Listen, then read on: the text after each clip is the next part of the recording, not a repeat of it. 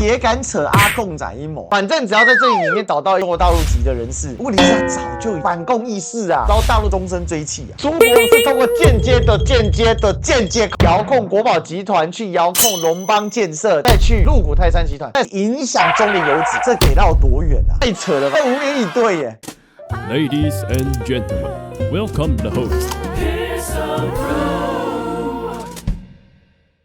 中联董座背景遭起底啊，背后牵扯出通缉犯朱国荣。中联游子啊，叫做于林聪啊，延迟通报持续生产问题油品，遭检方声押禁见啊。那于呢，被更指是国宝集团总裁龙邦国际实际控制人朱国荣旗下人马。6月15号，灵宝联系会议中已经得知检验结果异常，但是呢，中联油品公司的并未立即停止生产及销售，也未及时告知主管，到6月30号才正式通报，当然是违反了民卫生管理法，所以呢，湮灭伪证串供之余，向法院申请羁押禁见。不过呢，法院最终强定2000万交保。这时候突然出身中国通缉犯朱国荣人马是于林聪背后主嫌，是朱国荣下令于林聪要创造毒油给大家吃吗？出身广东省，偷渡到了英属香港，1953年生哦，以反共义士的身份取得了中华民国身份证，在英属香港曾经犯下南通银行劫款车劫杀案，早年是属于中国共产党少先队，文革期间偷渡在英属香港混迹被称为当时的大圈仔，大圈仔就是从大陆来偷渡的一些不良分子。1980年代，朱国荣跟6名共犯从香港赴澳门武装抢劫南通银行，那中华人民共和国以杀人罪呢无限期的进行通缉。后来朱国荣潜逃到了马来西亚，持有护照，化名呢张炳坤呢再进入台湾1982年协助其他大圈仔一起偷渡到台湾被国防部的反情报总队给逮捕送到绿岛呢感化教育5年出狱的时候，因为呢他承认自己是中国共产党员，那个时候是1987年还没到小蒋死掉的时候，所以体系还在反共优先嘛，因为他曾经加入过少先队，其实他可能都不是中国共产党员因为少先队不一定要是中国共产党，少年先锋队只能说是中国共产党这个预备的一个状况。不管怎么样了，反正总之他认定之后，竟然拿到了反共义士的身份，这也是在当时特殊的背景之下产生的一个结果。1990年出狱之后呢，从事珠宝生意，又因为涉及枪械还有洗钱等，判刑1年2个月刑满出狱之后呢，改名朱国荣，所以沿用至今他本名叫朱子昭。2007年呢，买下了国宝集团并取得龙邦、东钢、泰山等公司的股份经营权，而且他入主国宝集团，当时还以国宝人寿炒作龙邦股票，内线交易6亿元所以才被因为违反证券交易法判8年跟16年。在上诉的过程当中呢，弃保潜逃这发生在2023年，他是在2023年潜逃的民进党，你要不要看一下？你确定要把你的指针指向朱国荣吗？如果指向朱国荣的话，是在你执政的任内绕跑的又是重大经济罪犯，确定他手上没有你的黑料吗？必须再唬烂一点最夸张的是23年弃保潜他怎么跑出去的？是在23年的8月6号，由他的女友父亲去了香港朱国荣取得万纳度护照，万纳度是一个太平洋岛国再购买游艇逃过海巡署，偷渡至菲律宾，再从菲律宾搭私人飞机前往万纳度，和女友搭包机前往以色列。2023年10月7号呢，以巴发生冲突和女友再搭飞机呢前往俄罗斯之后就再也行踪都不明了。民进党现在想了一大圈终于毒油案想尽办法，终于扣到了有中国背景身份的朱国荣身上。朱国荣买下宝成集团，买下这个灵骨塔集团，在2007年是你民进党同意的。朱国荣犯下经济犯罪，内线交易炒作8亿元，又绕跑，也是你民进党任内执政现在朱国荣作为重大经济罪犯，他怎么遥控他背后总经理这一间中联游子是由3家各出1/3股份合资的，那为什么于林聪只会听已经逃亡在外朱国荣话？绕了一大圈终于验证了一件事毒油就是阿共仔阴谋，一定是阿共在背后下指令，笑死人了！干你娘3例，你敢出这种新闻，你可以去死一死算了啦！这是很夸张怎样都能编竟然还可以编到阿共仔阴谋上面还有3个股东好吗？这个朱国荣是通过间接控股。朱国荣因为做灵骨塔生意去入主国宝集团，国宝集团下面有一个控股就是龙邦建设，龙邦建设后来他又把它发展成龙邦集团，龙邦集团在泰山经营权之争的时候介入之后呢，因为泰山原本创办人詹家内部不协调嘛，所以呢，后来他们就被迫让出董座，所以他就间接控制了泰山，泰山又出资了1/3的股份成立中联油脂，所以朱国荣是国宝集团的大股东，透过遥控国宝集团去遥控龙邦建设，再入股泰山集团，再从泰山集团去影响中联油脂，这得绕多远啊？找了一个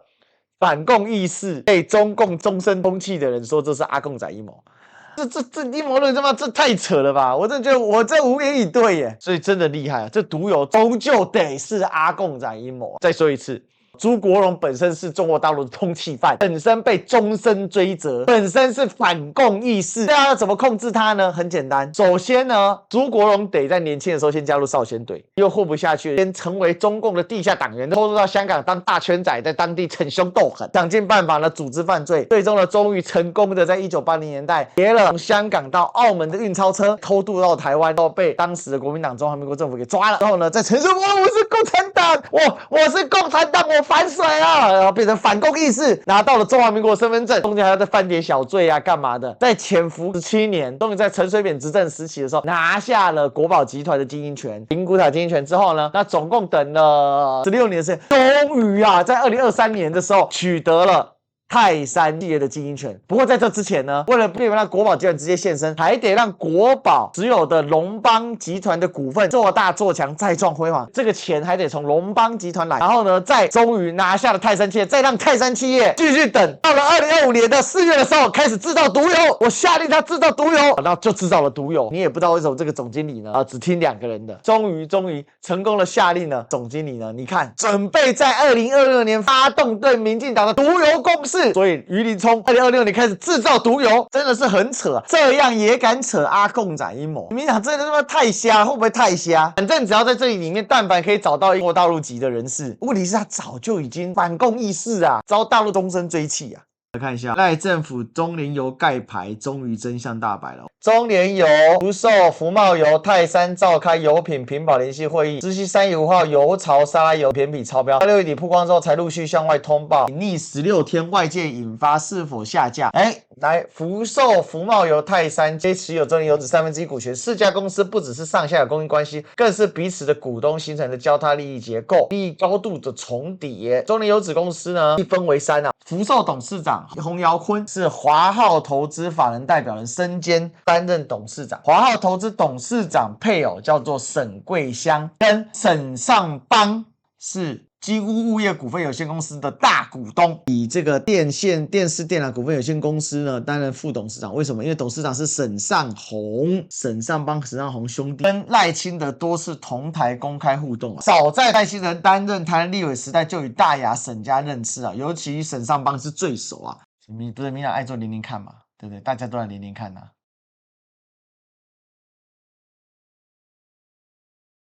静怡就是我们的卫福部的次长，他提出来的数字，目前查到的确定有致癌物的是5个批次，总计是5000公吨，是确定有致癌物的。把它放到已经下架的批次里面呢，总共是29批次，总计是2.7万公吨。这2.7万公吨呢，在行政院的立场叫预防性下架，他就指责在野党，你不能说这2.7万公吨都有问题，因为2.7万里面只有5000公吨是查出有致癌物的，这个是他的讲法。他们出现一个非常严重的逻辑谬误，某一个专家当时放了一个新闻说，源头可能是因为大豆有问题。因为从巴西进口的大豆含水量过高，在蒸的过程当中，可能产生了这次的这个致癌物。就有人去查，如果你认为是源头大豆的问题，那我们就去查从今年开始进口了多少大豆，50万公吨，那是不是这50万公吨它有可能拿去做沙拉油，有可能拿去做其他豆制的加工品，那是不是它都会有问题？所以这就变成是所有的数字搞不好都只是冰山一角。而且现在我们的行政院、我们的卫福部食药署，它能够提出来的数据只有今年的4月到6月，111年到114年，行政院的卫福部他们都说都有做筛检、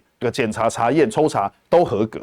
只有今年的4月到6月出事，那1月到3月呢？3缄其口，不愿意回答。这是第一点。第二点，现在的卫福部已经定调了，是中联他们伪造文书，所以导致他们蒙骗过关，检验才合格。如果是这个逻辑的话，那就表示111年到114年，你们行政院官员嘴巴上说的合格，也有可能是伪造文书来的合格嘛？独有4人帮，行政院长卓荣泰，卫福部的部长石崇良，食药署的署长张志刚，最后一个是食安办的主任徐府，这4个人我把他们称为独有4人帮，向监察院检举。为什么？因为这件事情一定有行政疏失。民进党政府从赖清德在那边讲干话，什么该怎么办怎么办，再到我看到卓荣泰躲起来，再看到石崇良刚开始态度很硬，现在已经说食安的问题，卓荣泰又在喊口号，2个要求5个增订，让我想到很像共产党会用的口号，就是很喜欢用标语2个凡是2个绝对就是用这种东西，用口号式的方式，东西完全是没有温度的，它也没有办法解决食安问题我想这个是现在面对比较严重的问题。2024年2年前的520，卓荣泰上台的第一天，他签署的第一份公文，74亿元打造食品安全建设计划。我不知道大家听了会不会昏倒啊？这世界有没有太讽刺啊？这份公文叫做卫福部前瞻计划基础建设，过了2年之后，后知后觉，说什么呢？为了要因应这个民众对于食品安全的一些关心跟切身的利益，所以当时包括国外食品的进口、国内食品的生产，从中央到地方要开始落实安全检查制度，打造一个叫做食品安全建设计划，花了多少钱？74亿。结果呢？从政府睡醒就先下架了1300公吨，对，而且这是犹抱琵琶半遮面对，不甘不愿然后被逼的说好了，公布下架1300公吨之后，1300公吨到2.7万公吨，涨了几倍啊？涨了20倍啊！我们来看看，如果说短短的时间内查出20倍，有没有可能真正流入台湾市面的是270万公吨啊？那你再往下看，他们不是讲过吗？你在厨房看到一只蟑螂，你可能下水道里面有50只，蓄势待发。那现在怎么办？大家会相信政府吗？我觉得最悲哀的事情就是政府已经不再可以让人民相信了。你知道现在台湾很多的年轻人都是外食族啊，他们解决3餐的方法就是 7-Eleven 啊，大量的受到污染。年轻人已经平常爆肝，然后领一些微薄的薪水，这样糟糕的环境下工作，然后吃的东西又要这样子，你说情何以堪嘛？根本不需要什么中共渗透啊，什么飞弹啊，台湾人就自己关起门来吃一次就挂了嘛。外卖的外送这些人，其实这一次让人家其实最害怕的是像 7-Eleven 的御饭团，御饭团是很多学生的早餐，也是很多上班族的早餐，这个影响的层面基本上是2300万人完全都跑不掉，一个人都跑不掉。全台北市受影响的学校已经超过64所，还增加了一个团膳业者，5所学校这次烧向了胖老爹跟钱柜小木屋、松敏、好乐迪都入列。非常的多现在下架大量的这一些，其实很多是成品油或者是其他的产品，这些产品的吨数跟原油的吨数是不一样，原油5765公吨，你如果要算回收的话，你应该是指说被你回收下架的食品当中所占的独油多少公吨加起来才对嘛？你就看看他这个什么态度，太可怕了，你知道吗？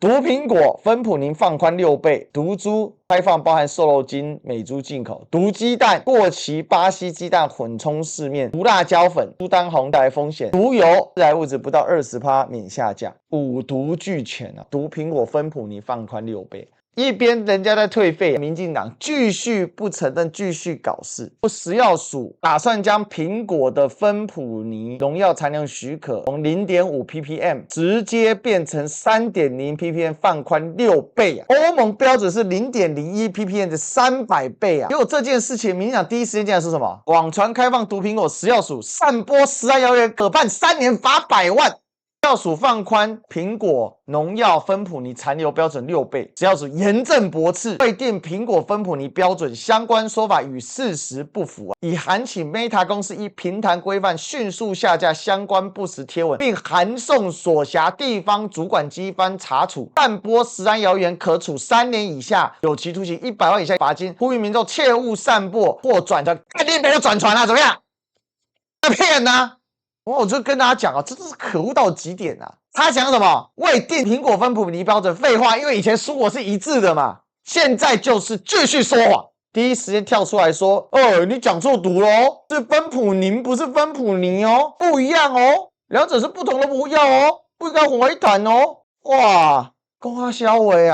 你看已经升到食品组组长了，怎样？升官发财就靠此路啊！无油的事情还没下好，再来一个毒苹果，从芬普尼到芬普尼啊，民众搞错一个字有很严重吗？重点是你有没有调整农药标准嘛？农药残留标准是基于国内外资料、毒理资料、年间残留资料、国人膳食情形进行风险评估，不存在所谓的美国压力或政治交换。主动出来睁眼说瞎话，此地无银300两吗？农药芬普尼与苹果的标准是110年由业者提出申请增订，依要求提供符合农药规定残留试验资料进行评估，符合国际做法也反映实际用量，并非放宽标准，就是因为美国压力。台美贸易对等协定，对等2个字写在这边啊，就相当于是拉一坨屎搁在脸上，说我脸上很干净。都零关税了，还要放毒给大家吃，然后芬普宁跟芬普尼故意在那边说什么？你看这是散播谣言，你是要说非得等到人家来申请是不是？什么叫符合国际规定？那符合我们台湾规定吗？符合我们台湾的标准吗？那什么话呀？许朝凯还说啊，芬普尼啊，国内是环境用药，早已不仅用于农药用途。芬普尼很早就订立在相关作物规定里，包括葡萄、莲雾等都有个别标准。这次修订是由110年的跨国公司提出，特别把梨果中的苹果拉出来，比照葡萄、莲雾等作品，由类别标示转换成个别标准，妈笑话一则你啊！所以跨国公司是哪一间跨国公司？为什么会大家对你政府那么不信任？看你现在的狗官在做些什么事情？这些人干嘛？升官啊？没有查证，没有依据，哪里没有查证，没有依据？根据跨国公司，请问你不是接受到国外的压力吗？宁的农药残留从过去的0.5 ppm 上修到3 ppm， 也就是6倍。为什么又开始对美国进口的农产品开一个便门？为什么他们的标准永远跟别人不一样？过去的莱克多巴胺也是一样，在美国要零检出，到其他各国都零检出，唯独来台湾他就设一个标准，然后民进党政府告诉我们，国际都这样吃。现在苹果进口到台湾来，农药的残留许可，从过去我们对台湾自己内部是0.5，专门给美国是3 ppm。已经是开方便之门。第二个是欧盟的农药残留许可值是0.01 ppm，0.01。现在如果我们台湾是3的话，那是多少倍？另外，美国自己内部使用的，他们自己内销的苹果，对于芬普宁的农药残留检出标准是0，